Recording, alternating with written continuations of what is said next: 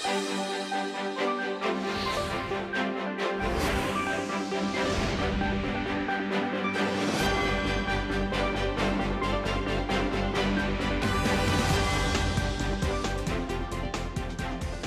morning. It's April 3rd here in Seoul, and I'm Kim Dami. We begin with these stories making the headlines at this hour. We start here on the Korean Peninsula with a rare allied drill between South Korea, the U.S., and Japan. The Trilateral Maritime drills are set to be staged from today, involving America's nuclear-powered aircraft carrier, the USS Nimitz, which could give North Korea more reason to flaunt their military ambitions and launch provocations. The on-site inspection team from the Bureau of International Day Expositions is in South Korea to evaluate if the city of Busan is the most suitable and desirable venue for the World Expo 2030. Korea is confident the city is more ready than ever to host the global event. Spring wildfires raged across the nation over the weekend. Authorities have resumed operations to put out the fires, and some schools are shut in the Hongseong area on Monday. Amid dry air and strong winds, dozens of wildfires have broken out in parts of South Korea, with containment efforts continuing into this Monday morning. One of the biggest blazes reported was at a mountain in Hongseong County in the country's central Chungcheongnam-do province, prompting authorities to issue the highest level 3 wildfire warning. As of 5 a.m., around 65% of the fire has been extinguished, and another level 3 wildfire broke out in the city of Daejeon, about 62% of which is under control. More than 1,000 people have been evacuated from the two fires. A level 3 warning is issued when a wildfire affects an area of more than 100 hectares or when it takes more than 24 hours to contain. In the meantime, authorities have nearly fully extinguished the wildfire in Seoul that started at Inwang Mountain. South Korea reported more than 30 cases of fires on Sunday alone. President Yoon was on a tour of the southern regions of South Korea over the weekend, engaging with locals in both liberal and conservative strongholds while pledging support for local industries. Our Oh Soo-young has more.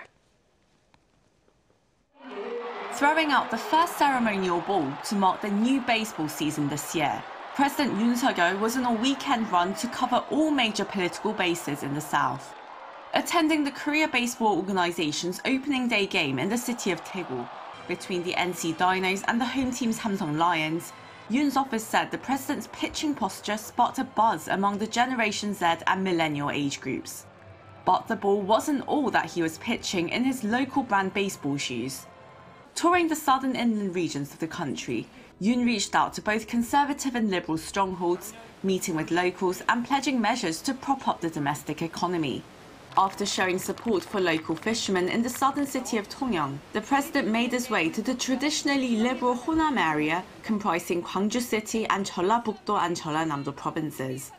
Kicking off an international garden expo, the president said he would actively support local economic growth by revitalizing domestic tourism, which suffered a decline over the years of the COVID-19 pandemic and because of the growing preference for overseas travel. It was Yoon's first trip since taking office to the Jeollanam-do province. 자연과 문화가 어우러진 순천만에 오니 따뜻한 봄의 정취가 느껴집니다. 순천이 호남과 대한민국 발전의 핵심 거점이 되도록 제대로 챙기겠습니다. The president resumed his trip on Saturday, walking into the 100th anniversary ceremony of Seomun Market in Daegu City, a major conservative stronghold. Instead of reaching the market entrance by car as planned, Yoon stepped out of the vehicle to greet citizens with handshakes as he made his way on foot. 늘 힘이 되어 주신 여러분의 손을 잡고 다시 대한민국 새로운 국민의 나라를 만들기 위해 발이 닳도록 뛰겠습니다. Yoon once again highlighted the government's economic growth drive to promote local consumption as well as exports. He vowed to stand by merchants and citizens and strengthen the workings of liberal democracy, market economy and the rule of law to create a fair and just system that rewards hard work and improves livelihoods. Hongseong, Arirang News. Now, the first week of April is quite a crucial week for South Korea. The inspection team from the BIE is here in the country to begin their 6-year review to see if the city of Busan is suitable and fully capable of hosting the World Expo 2030. Our Lee Seung-jae has more. The Bureau International des Expositions, or BIE, which is the intergovernmental organization in charge of overseeing and regulating World Expos, arrived in South Korea on Sunday to inspect the country's port city of Busan, which is looking to host the World Expo 2030. The inspection team will stay in Busan for 6 days and 5 nights and will evaluate the hosting capacity and preparations done by the city. During their stay, the team will also meet with President Yoon Suk-yeol, Prime Minister Han Duck-soo, as well as other ministers.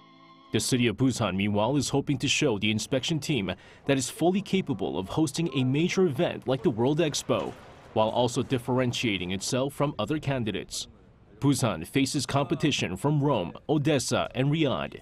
With a tight race amongst the finalist cities expected, the inspection is all the more important as the report will be made available to the 171 member countries of the BIE, which will then review it before voting for a winner at the November general meeting. Watchers say the Ukrainian city of Odessa's hosting of the World Expo 2030 would be symbolic considering the current geopolitical crisis, while others say that Riyadh is leading this four-way race. However, South Korea remains hopeful as sources say that the inspection team was disappointed over the lack of preparation and proper infrastructure in place during its recent visit to Riyadh. Lee Seung-jae, Arirang News. Saudi Arabia and other members of the OPEC Plus oil producers announced that they will voluntarily cut oil production in an effort to support the stability of the oil market. Now, this is expected to lead to a rise in oil prices and further strain ties with the U.S. Our Peunji reports. Members of the OPEC Plus, made up of major oil producers and Russia, have announced surprise cuts of around 1.16 million barrels per day. Saudi Arabia state media said Sunday that the country will be cutting its oil output by 500,000 barrels per day, starting next month, until the end of this year. The Saudi Energy Ministry described the move as a precautionary measure, aimed at supporting the stability of the oil market. It also explained this is in addition to a reduction announced by the OPEC Plus nations last October, when they agreed to an output cut of 2 million barrels per day that angered the Biden administration. To deal with soaring oil prices following the war in Ukraine, the U.S. has been arguing that the world needs lower oil prices to support economic growth and prevent Russian President Vladimir Putin from earning more revenue to fund the war.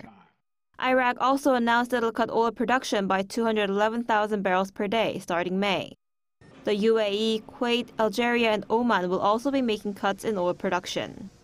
The Russian government also says Sunday local time that Moscow would extend a voluntary cut of 500,000 barrels per day until the end of 2023.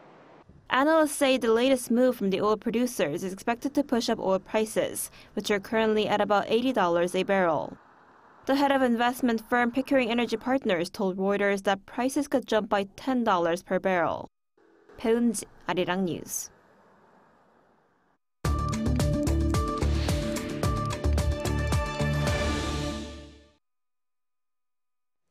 Following the joint drills between South Korea and the U.S., Trilateral Maritime exercises are set to begin involving the two allies and Japan. Now, this show of alliance will come for the first time in half a year.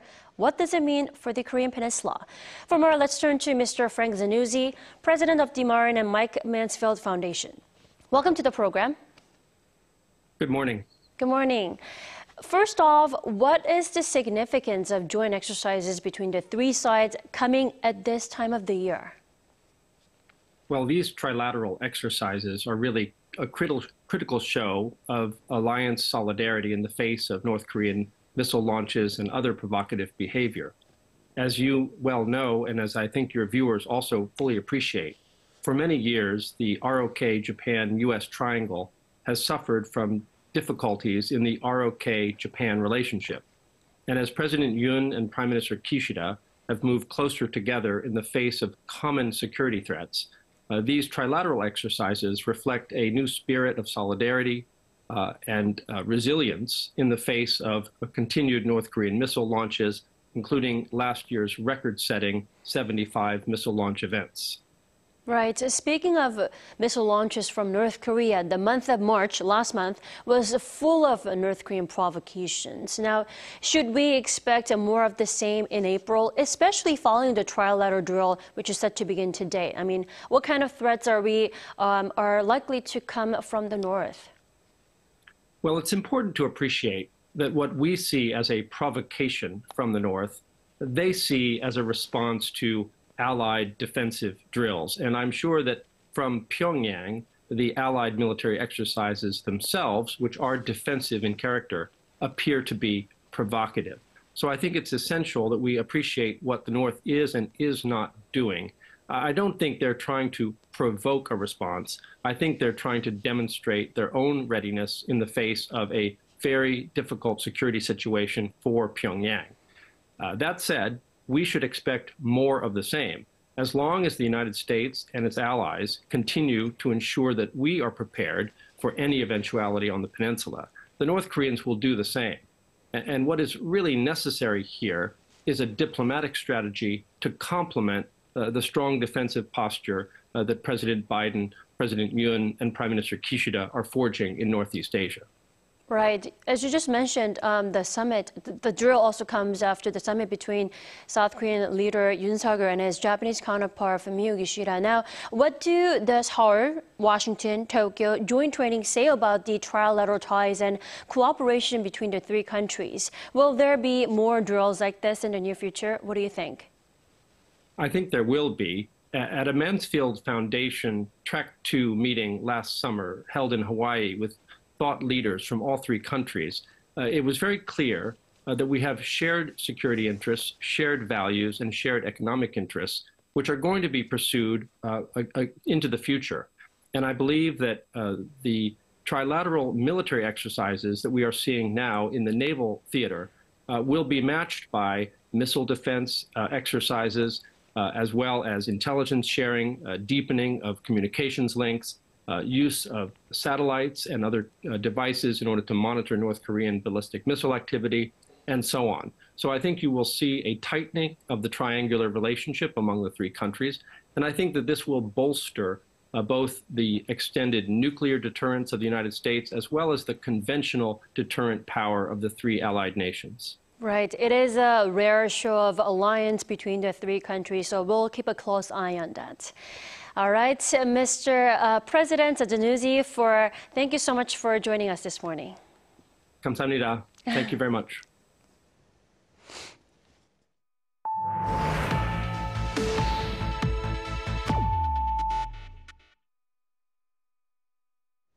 BTS member Jimin's first solo album titled Face has debuted at #2 on Billboard 200 chart, making him the first K-pop solo artist to achieve the feat. According to Billboard, his debut solo album sold 124,000 physical copies in the first week of release, marking the third highest sales for any artist in 2023. Now, Jimin came in just behind American country singer Morgan Wallen's album at the top of the Billboard 200 chart. And Jimin's solo track Set Me Free Part 2 also debuted at #30 on the Billboard Hot 100 chart. South Korea's traditional home of tea cultivation, Hadong County in Gyeongsangnam-do in the south is busy preparing for the upcoming 2023 Hadong World Tea Expo. On Saturday, leaving roughly a month until the expo, the organizers promoted the event in Central Seoul, holding a historical ceremony of serving tea with Hadong origins Joseon King, like it was done during the Joseon dynasty. Since more than 1,000 years ago, Hadong has been cultivating high-quality tea, which is now distributed to Starbucks outlets around the world. The first of its kind in the country, the Hadong World Tea Expo will be held from May 4th to June 3rd. After attracting a record number of users during the pandemic, local delivery apps have lost many of those users, with more people enjoying outings and eating out. High inflation isn't making the situation any better. In an effort to turn the situation around, delivery app companies are turning to various measures to attract more users. Our Shin-Young reports. The growth of delivery app companies in South Korea stopped as people returned to normal life and dining out more frequently. On top of that, consumers have been abandoning delivery apps due to soaring delivery fees amid high inflation. I used to order through a delivery app during the COVID-19 pandemic, but these days everything's gotten so expensive, including delivery fees, that I found myself cooking at home more often instead. When ordering delivery food, I would spend less than $15 or under in the past. But now, as I have to spend more than that, I tend to take food out or only use the app when I'm with others. In fact, according to Mobile Index, a big data analysis company, the three major delivery apps in South Korea posted an on-year decrease of nearly 20% in monthly active users in February. That's about 6.6 million fewer users compared to the previous year. The number dropped below the 30 million level for the first time in 2 years after reaching a peak of 36.8 million in December 2021. With more consumers burdened by delivery costs, some restaurants have been offering discounts to reduce delivery fees. You can easily see posters in front of restaurants that say customers can order food at cheaper prices if they visit and take their food out without ordering via a delivery app.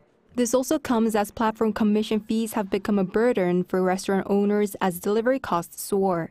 In response, delivery app companies have come up with measures to cut delivery fees, such as through bundled deliveries where they deliver to multiple locations in one journey. It's a huge change compared to the past when companies competed in the market for single-item deliveries.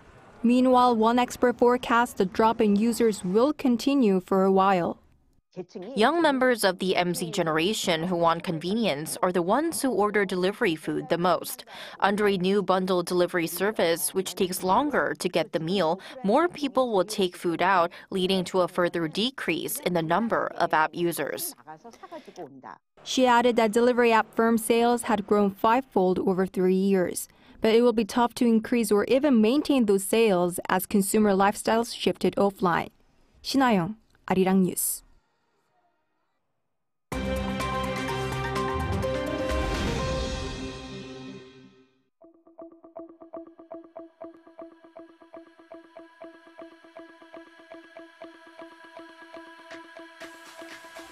Good morning, I'm Matthew Ashley, and we now turn over to stories from around the world. We begin in Russia, where a bombing at a cafe has killed a prominent military blogger and wounded over 24 people. The blast took place in Russia's second largest city of St. Petersburg on Sunday local time. According to officials, military blogger Vladlen Tatarsky was killed while leading a discussion at the cafe, which was organized by a pro-war group, Cyberfront Z.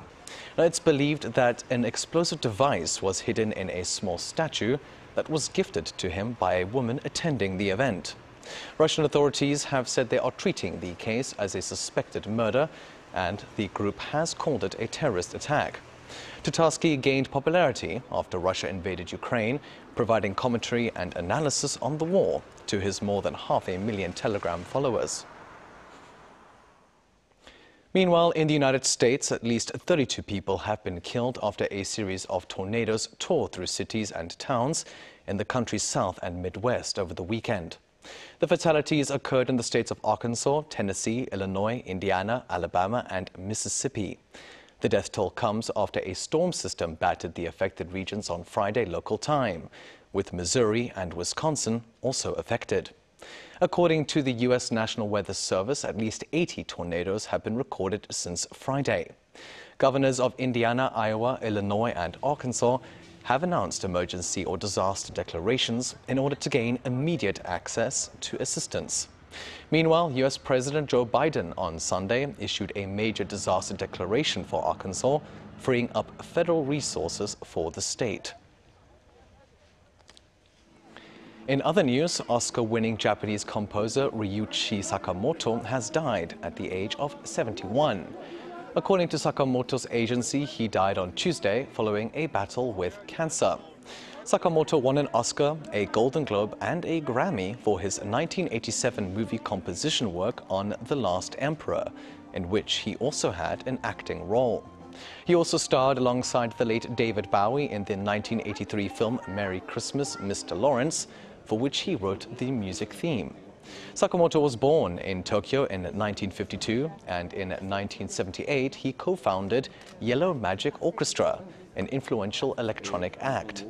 Now, despite his passing, it is not the last time we have heard from Sakamoto, as an album by the composer titled Travisia is set to be released on May 5th.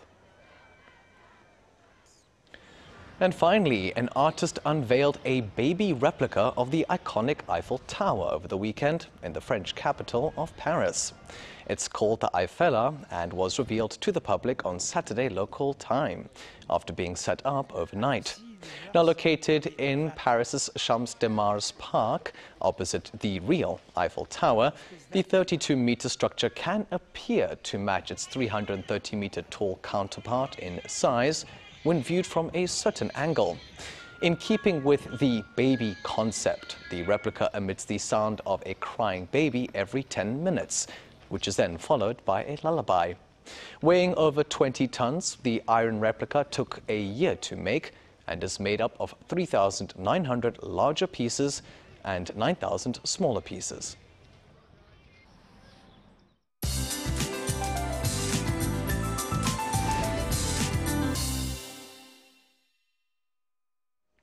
Good morning. Much of Korea is on high alert against wildfires. Over the weekend, 30 wildfires were reported in the capital region and Chungcheongdo provinces, which are very rare to around this time of year because usually East Coast areas have more frequent reports of wildfire. And it's going to be warmer in the western regions with stronger wind today, so please be extra careful with anything that could cause a blaze. Do not sacrifice your or your family's safety and livelihood by being careless with fire. Meanwhile, we had some picture-perfect weather nationwide over the weekend. Warmer temperatures under sunny skies and even the air quality was good to normal. It's going to be a repeat of yesterday for many. While western parts of the country will be hotter than yesterday, then much hope for rain tomorrow will bring relief from that ongoing heat. Now, Seoul sees a high of 27 degrees Celsius this afternoon, Gwangju at 25, but eastern parts of Korea will have highs in the upper teens to low 20s this afternoon under sunny skies with decent air quality nationwide. That's Korea for you, and here's a look at the international weather conditions.